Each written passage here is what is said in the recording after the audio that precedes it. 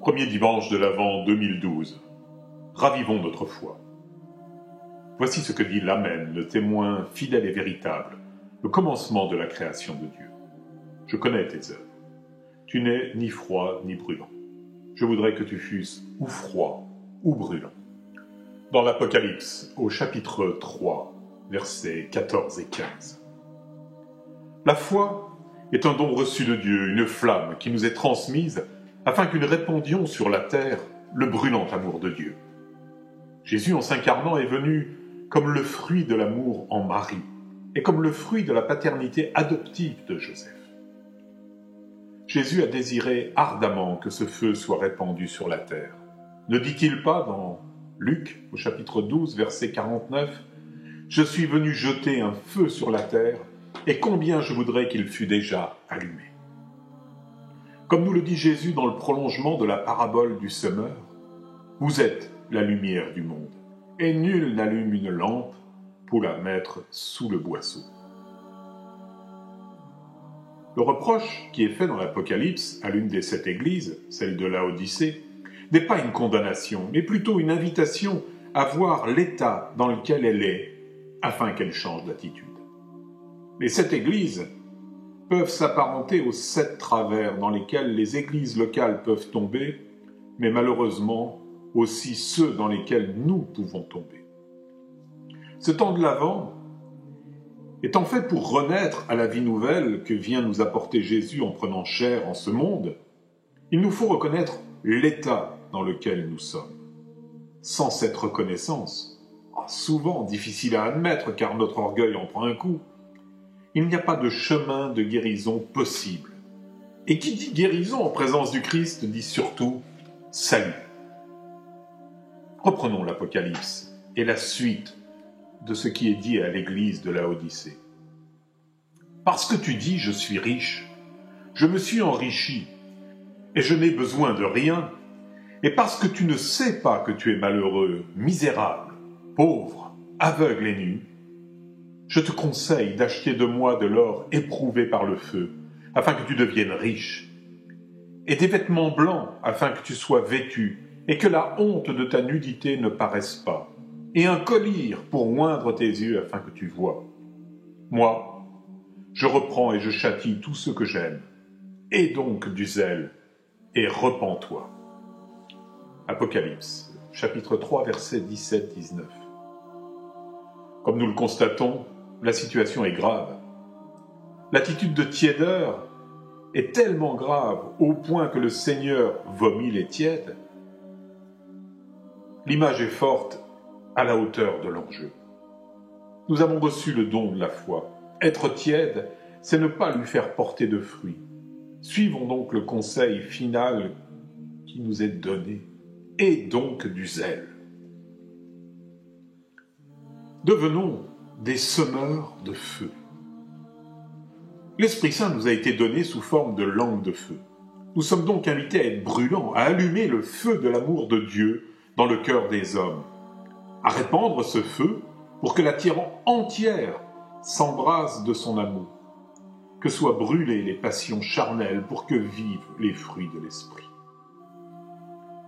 Cet enfant Jésus vers lequel nous allons marcher durant 4 semaines est cette flamme de l'amour de Dieu allumée dans notre chair. La parole de Dieu est un feu. Nous en sommes les gardiens. Nous devons veiller à ce qu'il ne s'éteigne pas. Si le feu s'éteint, à quoi sert le gardien du feu? Est-ce que nous sommes un terrain propice à ce feu pour qu'il se répande? Dans cette optique, nous pouvons relire la parabole du semeur dans Luc au chapitre 8, versets 11 à 15, en l'interprétant en lien avec ce feu que Jésus est venu répandre sur la terre.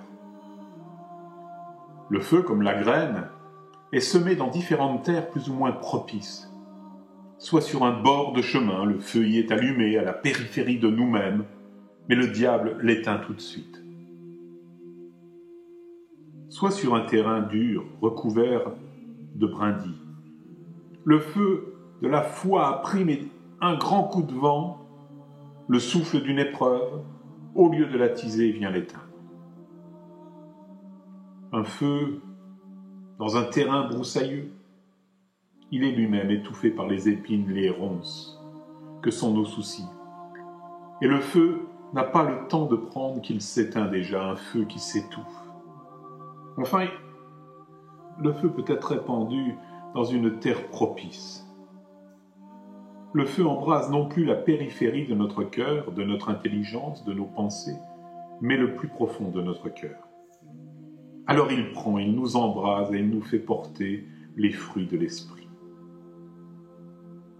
Nous pouvons passer de ce feu de l'Avent aux cendres du carême, car le feu allumé en nous au baptême, revivifié à la confirmation, alimenté par les bûches de la vie sacramentelle, les brindilles de la prière, comme dit saint Jean de la Croix, tout ce qui entretient cette flamme de vie divine en nous, est-ce que ce feu brûle-t-il encore ou n'est-il plus que cendre? Loin de nous culpabiliser, c'est être encore trop centré sur nous-mêmes, Jésus nous rappelle qu'il n'éteint pas le lumignon qui fume encore, dans Matthieu au chapitre 12 au verset 20.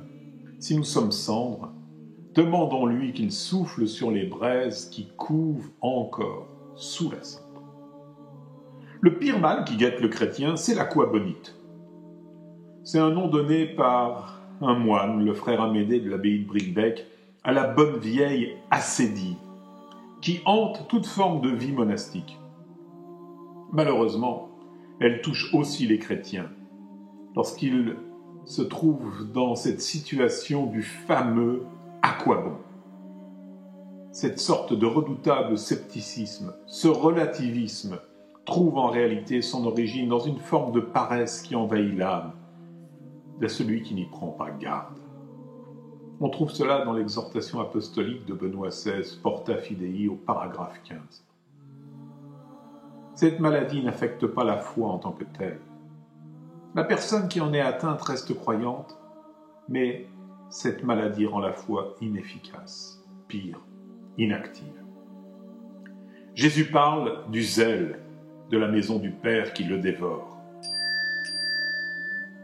Et saint Paul nous parle du zèle à annoncer l'évangile de la paix.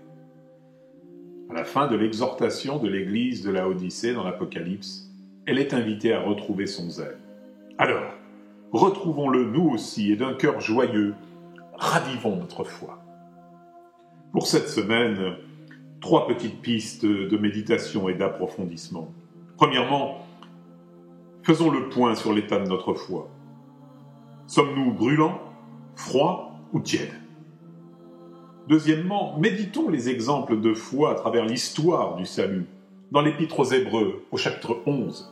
Troisièmement, durant l'Avent, retrouvons la ferveur en nous tournant vers les sacrements que Jésus nous a donnés.